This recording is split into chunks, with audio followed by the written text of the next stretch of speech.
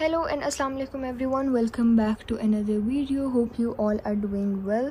So आज की video में I am going to be telling you 10 to 11 career options and career paths as a pre-medical student जिसने MBBS और BDS नहीं करना, या फिर खुदा ना ख्वास्ता अल्लाह ना करे MBBS में या BDS में सीट ना हो और फिर जो ऑप्शंस आपके पास as a premed student हैं तो वो मैं उनमें से कुछ आपको बता देती हूँ. So I hope this video is helpful for you all and let's get started and let's just get into it. तो number 1 we have D pharma. आप डी फार्मा कर सकते हैं. उसमें आप रिलेटेड चीज़ें होती हैं रिलेटेड टू मेडिसिन ड्रग्स वगैरह.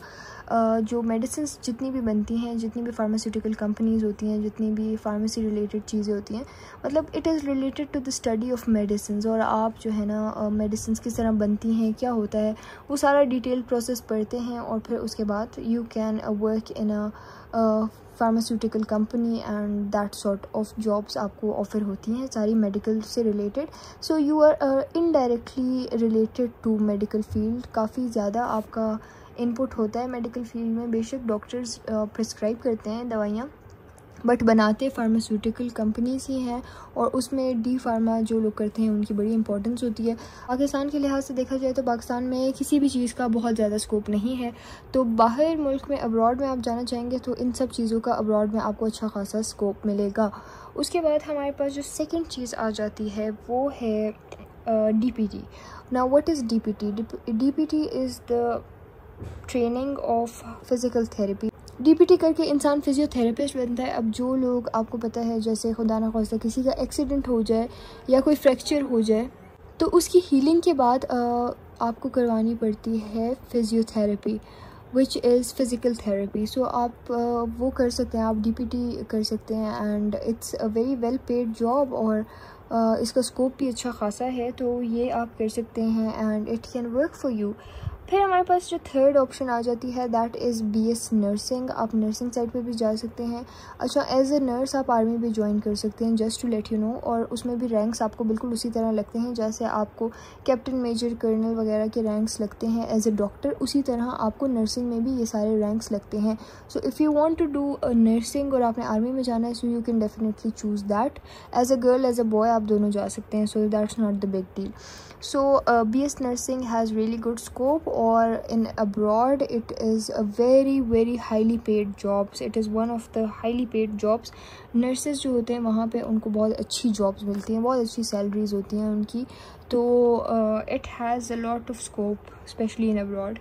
उसके बाद हमारे पास फोर्थ चीज़ आ जाती है जो कि बहुत ज़्यादा इम्पोर्टेंस है उसकी आजकल, which is speech therapy.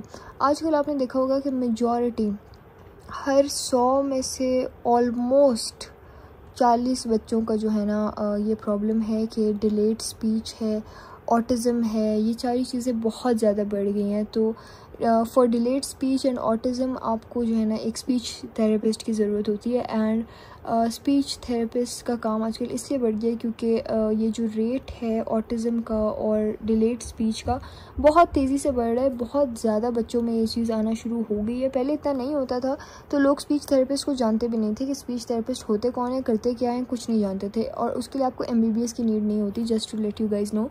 So speech therapy is really nice job और उसमें अभी आजकल उसका बहुत स्कोप है क्योंकि ये चीज़ बहुत बढ़ रही है. तो ऑब्वियसली इस चीज़ को कम करने के लिए आपको फिर उसका जो तोड़ होता है वो भी चाहिए होता है, उसका डॉक्टर भी ऑब्वियसली चाहिए होता है. So speech therapy is really good. आप स्पीच थेरेपिस्ट बन सकते हैं और उसके जो है ना पर सेशन जो इनकम होती है that is also really good.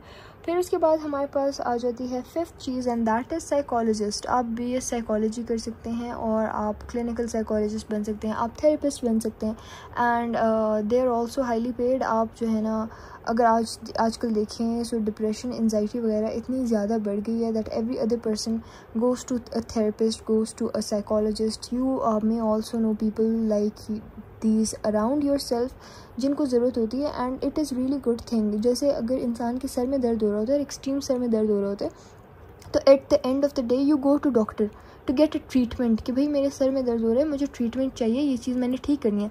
आपके हाथ में दर्द हो रहा है, पाँव में दर्द हो रहा है, वट एवर इट इज़, आपको जो भी फिज़िकल पेन हो रही है, आप उसको एग्जामिन कराने के लिए आप जाते हैं डॉक्टर के पास, आप उसका इलाज भी ढूंढते हैं और आप उसमें कोई शर्म नहीं महसूस करते।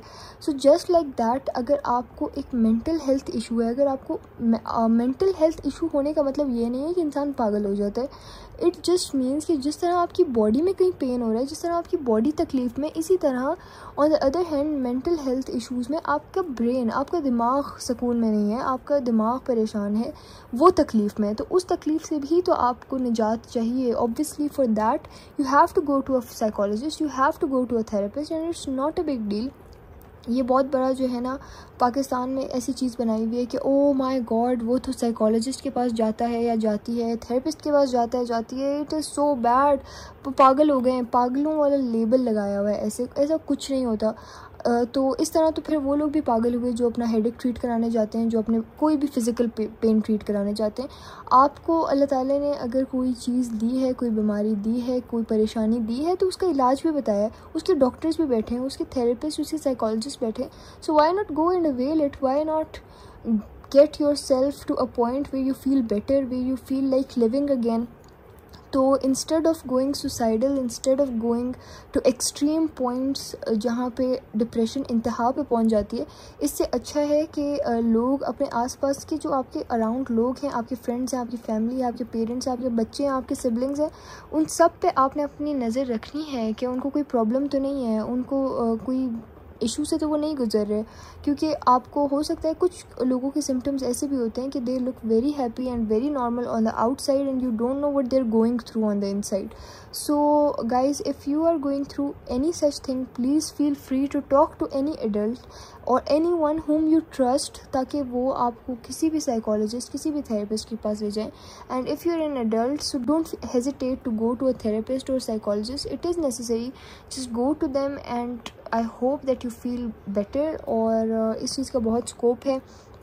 इसमें ये भी होता है कि देखिए, आपको साथ ही साथ सवाब भी मिल रहा है।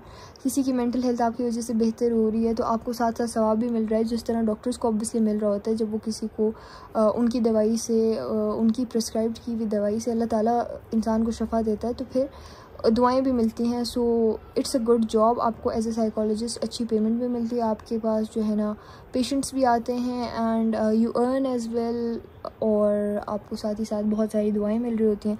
सो BS साइकोलॉजी, क्लिनिकल साइकोलॉजी और थेरेपिस्ट बनना, these all are really nice jobs. Seriously, if I wouldn't be an engineer, I would be a psychologist. I would really love to become one. So I really have interest इसमें, क्योंकि I personally अभी भी I feel like whenever someone around me is having an issue, I feel like going out, reaching out to them and speaking to them until and unless they feel better. So actually my friends group literally calls me a therapist. So I would really love to become that. अगर मैं engineer ना बन रही होती, मैं definitely psychology कर रही होती। तो बहुत स्कोप है, बहुत अच्छी फील्ड है, आप लोग इसमें भी जा सकते हैं। उसके बाद हम उस चीज़ पे आ जाते हैं कि मतलब अगर आपने बायो से रिलेटेड कुछ नहीं करना, आपने MBBS नहीं किया, आपने BDS नहीं किया, आपने प्री मेडिकल तो ले लिया, लेकिन अब आपने बायो से रिलेटेड कुछ नहीं करना, तो अब आप क्या करें? अब आपके पास ये ऑप्शन है कि आप एडिशनल मैथ्स का पेपर दें और उसके बाद आप इंजीनियरिंग की किसी भी फील्ड में जा सकते हैं। CS में, EE में, let me define it, computer science में जा सकते हैं, सॉफ्टवेयर इंजीनियरिंग में जा सकते हैं, AI में जा सकते हैं, mechanical engineering, electrical engineering, chemical engineering, बहुत टाइप्स ऑफ इंजीनियरिंग है और आप उन सब में अप्लाई कर सकते हैं। इंफॉर्मेशन एंड टेक्नोलॉजी, इन सब चीज़ों में आप अप्लाई कर सकते हैं अगर आप एक एडिशनल मैथ्स का पेपर दे दें। इन सम यूनिवर्सिटीज़ आपको एडिशनल मैथ्स का पेपर देने की ज़रूरत भी नहीं पड़ती, आप डायरेक्टली अप्लाई कर सकते हैं। फॉर एग्जांपल इन NUST, अभी तक मुझे NUST का ही पता है, मैं और यूनिवर्सिटीज़ देखूंगी, अगर मुझे पता चला तो I let you guys know. NUST में आपको जो है ना एडिशनल मैथ्स अगर आपने नहीं भी दिया, आप प्री मेडिकल के स्टूडेंट है, आपका रिजल्ट आया, आप डायरेक्ट जाके as a pre medical student engineering का टेस्ट भी दे सकते हैं। सो अगर आपको मेडिकल से रिलेटेड फील्ड्स में नहीं जाना तो फिर आप मैथ्स की सारी फील्ड्स में जा सकते हैं। अगर आप एडिशनल मैथ्स कर लें, आप इंजीनियरिंग की किसी भी फील्ड में जा सकते हैं, what ever field you like आप उसमें जा सकते हैं। उसके बाद हमारे पास आ जाता है another field which is law. Law भी बहुत अच्छा है। पाकिस्तान में तो इतना ज़्यादा नहीं है इसका, लेकिन पाकिस्तान में ऑब्वियसली लॉयर्स तो बहुत हैं, लेकिन उस तरह से स्कोप अगर देखा जाए पाकिस्तान में किसी भी चीज़ का नहीं है। तो अब्रॉड में तो बहुत ज़्यादा है। एज अ लॉयर आप अपना परसू कर सकते हैं, आप जाके लॉयर बन सकते हैं and it is really nice. कोई इसमें मैथ्स भी नहीं पढ़नी, आपने इसमें बायो भी नहीं पढ़नी, आप लॉयर बन रहे हैं, बस आपने 5 साल का LLB करना है and that's it, you will become a lawyer. और स्पेशली मैंने भी पहले आई गेस मैंने बताया था, मैं क्रिमिनल साइकोलॉजी या तो करना चाह रही थी या फिर मैं क्रिमिनल लॉयर बनना चाह रही थी। तो फिर मैं इस तरह की 2-3 फील्ड्स थी जो मेरे माइंड में थी and then I didn't pursue them obviously. खैर उसके बाद आप लॉ कर सकते हैं। So law is a good option. आपको ना मैथ्स पढ़नी है ना बायो पढ़नी है, so you can get rid of the both subjects if you don't like either of them. खैर उसके बाद हमारे पास 8th फील्ड जो आ जाती है, दैट इज़ फैशन डिज़ाइनर।